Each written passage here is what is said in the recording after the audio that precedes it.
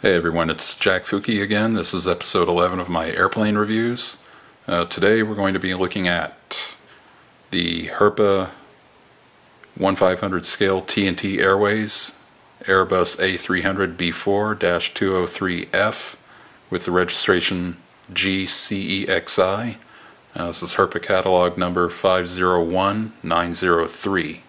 This one I just got in the mail yesterday. Won it off of eBay for about $18. I didn't have to pay postage, so that really made it a good deal. I've seen them for about $50 on up on eBay for buy it now options, so even though I like the plane, I would say I wouldn't spend $50 on it. So I really consider myself lucky. It might not be a limited edition plane, but for some reason people think that it's worth a lot of money.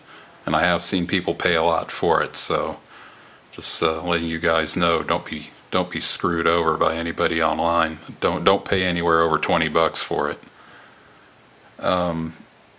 Again, the plane was discontinued in 2003, though. They present it to us here in the late 1990s colors. There it is, number 121 off the assembly line. The real one is. It first flew November 24th, 1980. Came with two General Electric CF6-50C2 engines.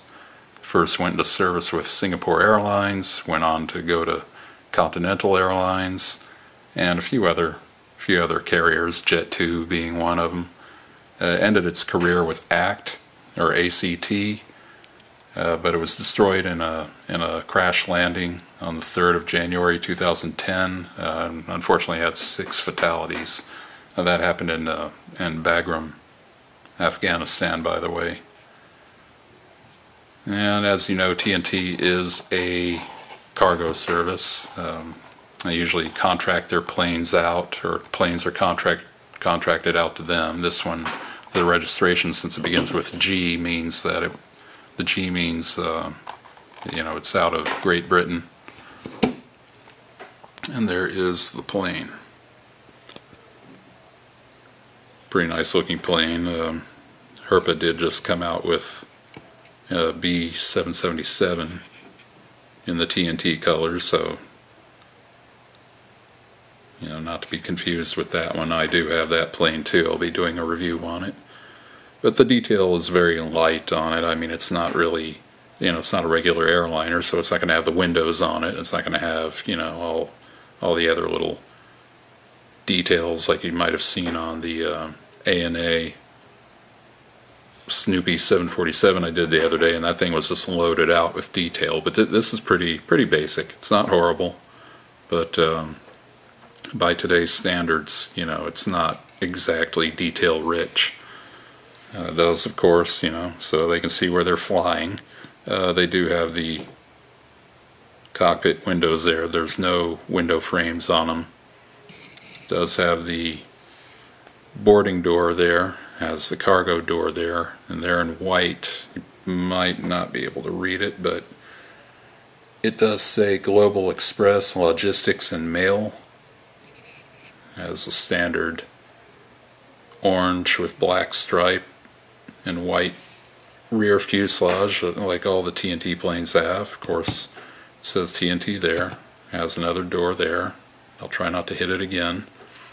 And of course, it has the registration GCEXI, TNT on the tail, silver leading edge on the tail, silver leading edge on the, as well on the stabilizers in the tail, and the stabilizers are plastic.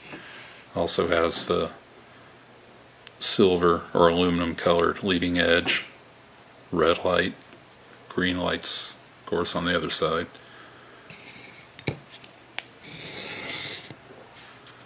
And there we go. It's got a pretty nice gloss finish, actually, which I'm surprised some of these planes don't have great finishes on them. It does have, the Global Express Logistics and Mail again on this side with another little cargo door. There's not a cargo door underneath. I guess they took that out when they upgraded it to a freighter because even on the photo on the box, it doesn't. I don't think it has that door there. Oh well, never mind, it does. They just didn't put it on there, so I guess that's a drawback. They didn't really put the other cargo door on there. Flip it over. See the old generation gears. I mean, they're pretty durable and all. I mean, don't try this. You can do that, and it's going to stay together, unlike a new generation landing gear. Says Herpa wings in the center there. You can see a little bit of paint that got in between the crack there, which that kind of sucks, but that's what's going to happen on this stuff. And there's what if you're unfamiliar with those old generation gears, that's what they look like. Like I said, durable, but makes it look more like a toy than an actual model. But when it's at an airport, a model airport, I guess it really doesn't matter. But that's your TNT A300-203F. Not a bad plane. Like I said, if you can get one, you should go for it. They are kind of rare, but I think it's just because either people keep them when they buy them, or if they do sell them, it's rare. It's just rare that you'll see it. But I wouldn't pay anything over 20 bucks for it, unless it's the only one or you can afford it. So anyway, that's it. Hope to see you in episode 11. I'll just have to figure out which one I want to do next. Alright? You guys have a good day. Bye.